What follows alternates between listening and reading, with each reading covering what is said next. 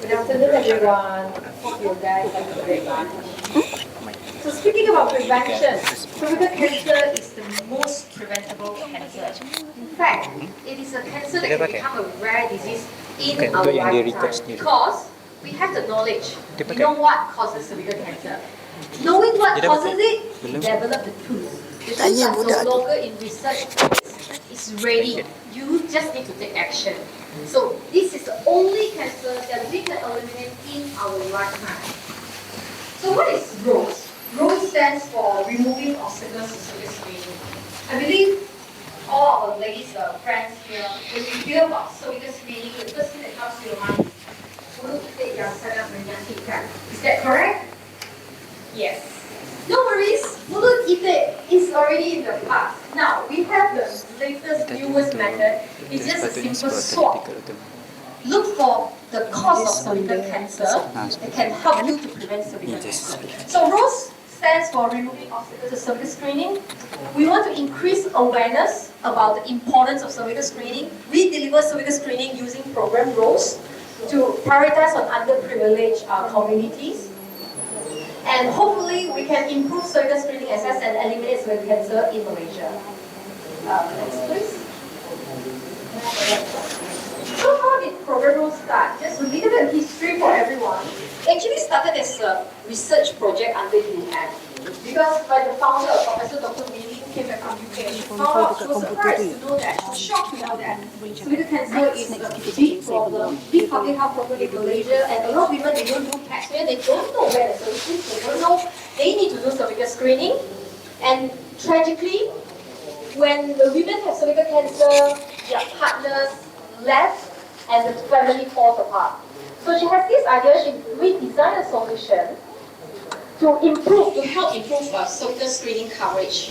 So the pilot ROSE was very successful, it was very acceptable, and then with generous interest and fundings, it was turned into a sustainable cervical screening program. And in 2019, a foundation was set up to run the program.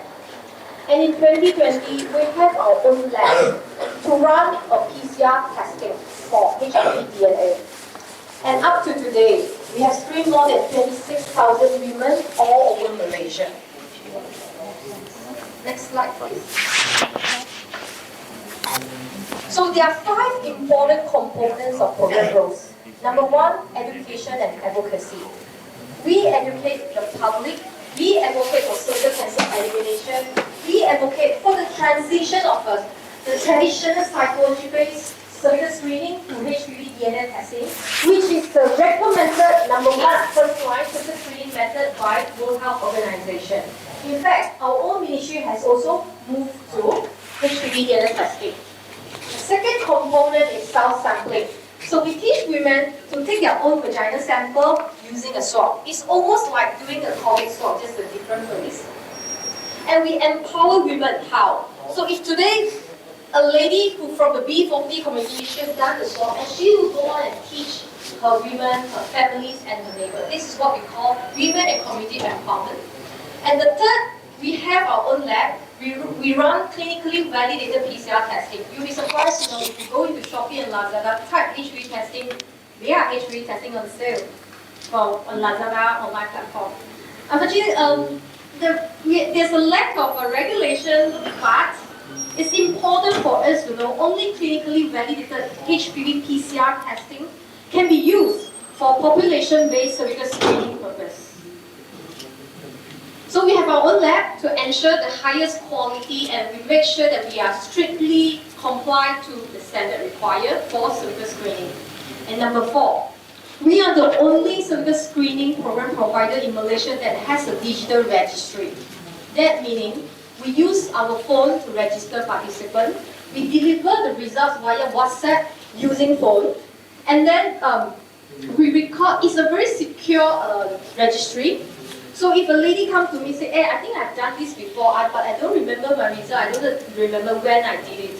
So we just use her details, and it's all in the registry. It's a very secure platform. And number 5 is also the most important component. We provide linkage to PAC. So program roles is not just a HPV DNA test, it's just not a swab. Number one, we will make sure women understand why is she doing this and not pap smear. Okay. And she has to understand what does it mean when she receives a result. HPV detected, what does it mean? HPV not detected, what does it mean? So we did education, and we will do education, and so that whoever have HPV detected, they will go to hospital for follow-up care. And we have a team in Rose Foundation. They will navigate and support them throughout the follow-up process. So Rose actually work with more than 30 government hospitals where they accept referrals from Program Rose. So I just want to touch on a little bit about pap smear and HPV DNA testing, and why are we moving to HPV DNA testing. Number one, pap smear is embarrassing, it's scary, it's painful for a lot of, it's invasive for a lot of women. Importantly, pap smear is an outdated method. Back then we have only pap smear. That's the only cervical screening method that we have. But it is only about 50 to 60% sensitive. What does it mean?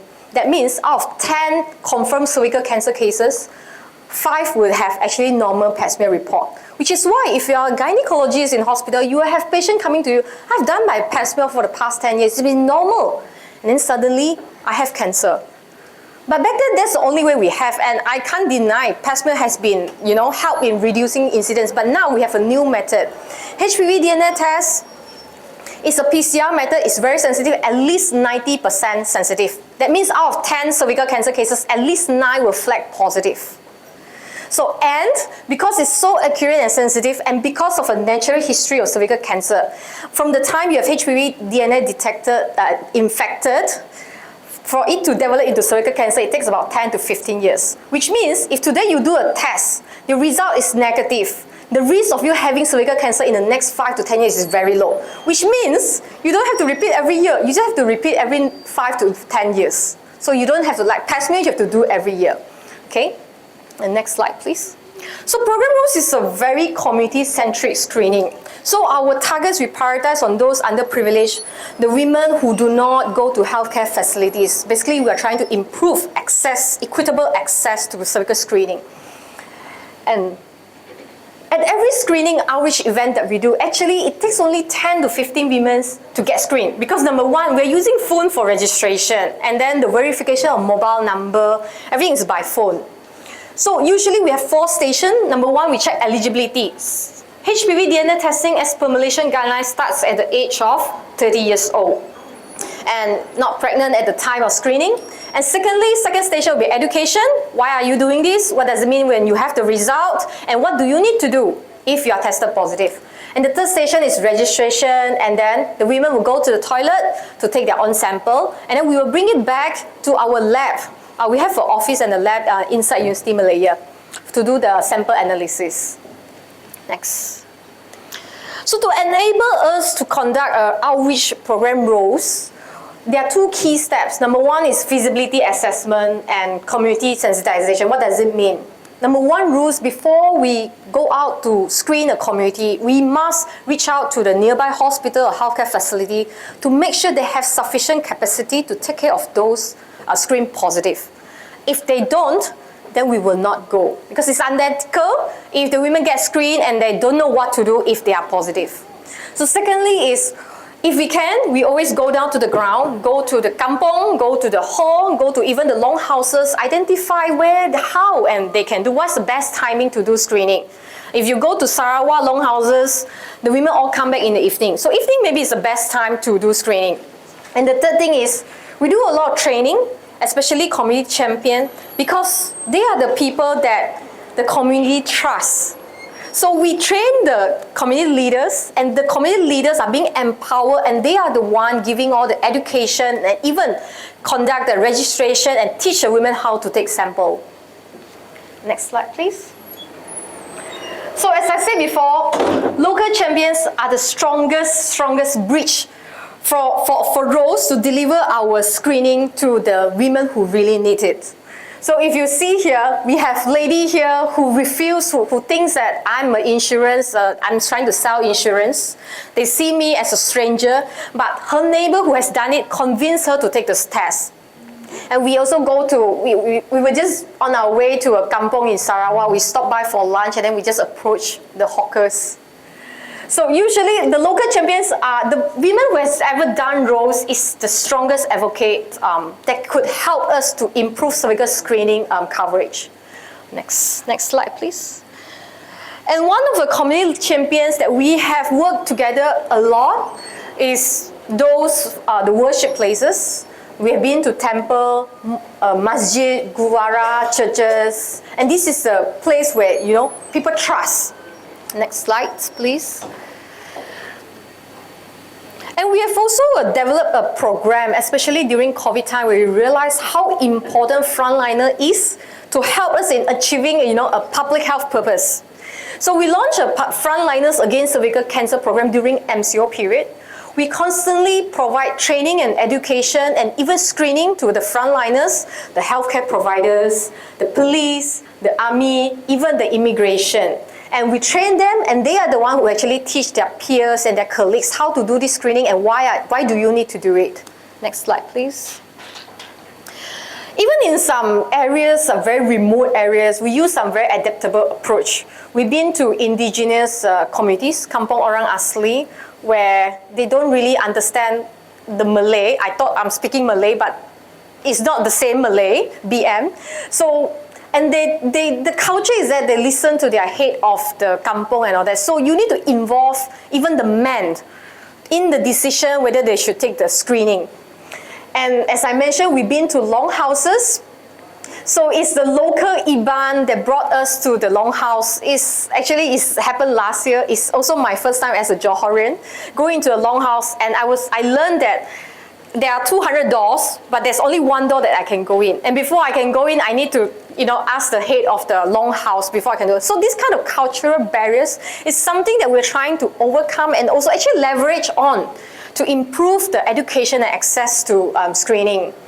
And because of the very dispersed, very remote areas that we're going, so follow-up care become a challenge. So last year or so, we started a pilot mobile colposcopy training for follow-up care. That means the follow-up care that was typically done in a tertiary hospital, a machine equipment, now there's a portable version. What we did is, we have our specialists, a volunteer, fly all the way to Sarawak, and we work with Hospital Bintulu specialist team. We went in to a kampong 3 hours away from Hospital Bintulu. We conduct the follow-up treatment in a primary care setting. We train the doctors, and now the doctors can do all this on their own. Next slide, please. So we were just about 4 to 5 years old, and so far we've screened more than 26,000. We've been to over 12 states in Malaysia. We work very closely with government hospital and healthcare professionals, and also our fellow NGOs.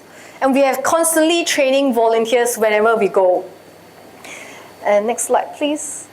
So we monitor how many screen positive and how many from those positive actually went to the hospital for the treatment. We verify the attendance with the hospital. We follow with the women.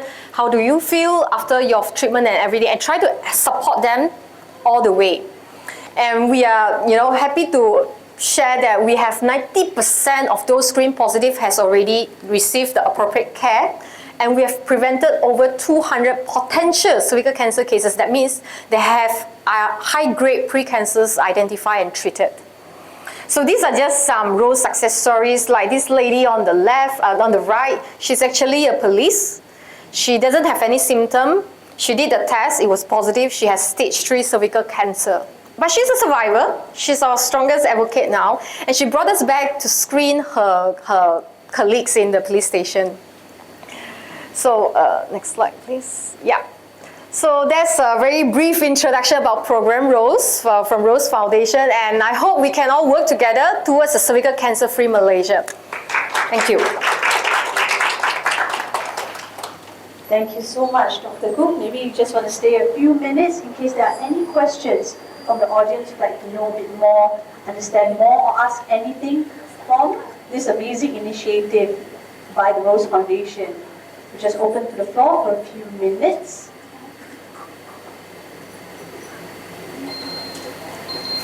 Yes. Dr. Gook from Network. Sorry? Excellent presentation, very inspiring, and I think you've gone very quickly from within a couple of years that you expanded and you've screened so many number of people around. Do you, I mean, when you're running the program, do you run based on, you have like a northern chapter, southern chapter, whatever, or is it all centralized? So actually we have only one office. We are based in USD Malaysia, but we travel to, we don't have any branch or satellites in southern or northern because we are quite young. But when people reach out to us, then we will go. We do outreach. But of course, to justify, in terms of cost effectiveness, we will do a few events at one go to one state. Yeah, for example, especially Sabah and Sarawak, because it's so costly, the local mobilization, all that. So we have to plan. Last year, we screened 1,000 women in Sarawak, travel more than 800 km. But we have to work with the local volunteers and collaborators to do that. But recently, we have some hubs, new hubs, as in we train some of the healthcare providers in certain hospitals, and we give them access to our registration and all that. Then we leave some swabs there. They are the ones who do the screening. One of the model I would like to share is actually Sabah, Hospital Likas. Hospital Likas, we work with the team, and the specialists from Hospital Likas, they fly out to different districts in Sabah every 2 weeks, every week.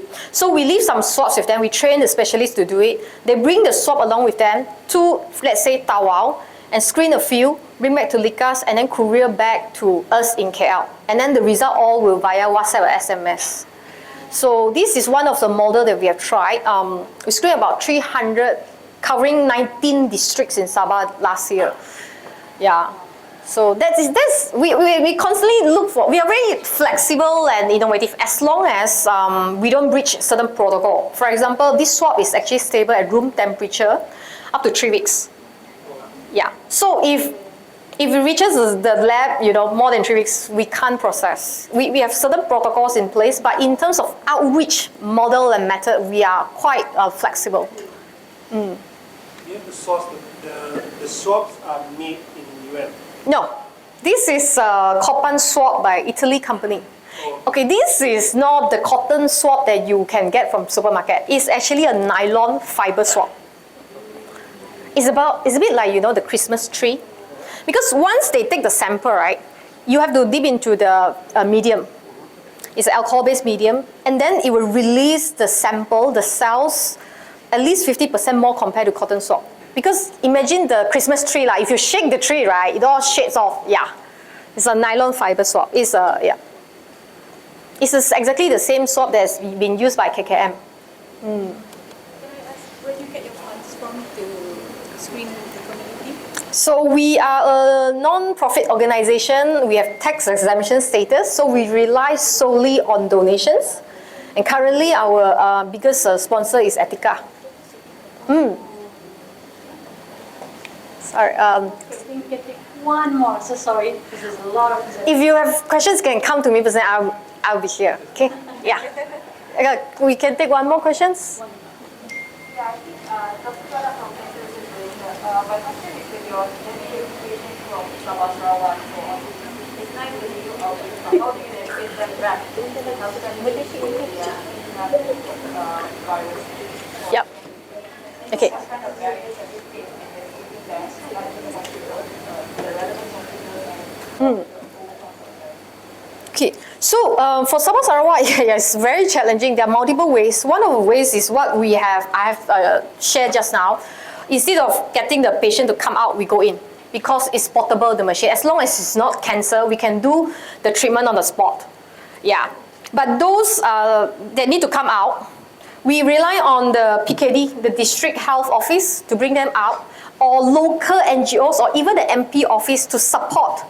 So we have a very strong relationship with our community champion. They will help to identify the women. You will be surprised if there's Sarawakian here, they are big family. When I go to a place, a hawker to get my lunch, then the local champion brought me there. Every time I go, I'm sure going to bump into her relatives. This is my cousin, this is my brother, my grandfather's niece. So they are all very connected. So they roughly know, 200 families in a longhouse, they know each other very well. So it's very strong, the community network there. So we rely on this kind of relationship.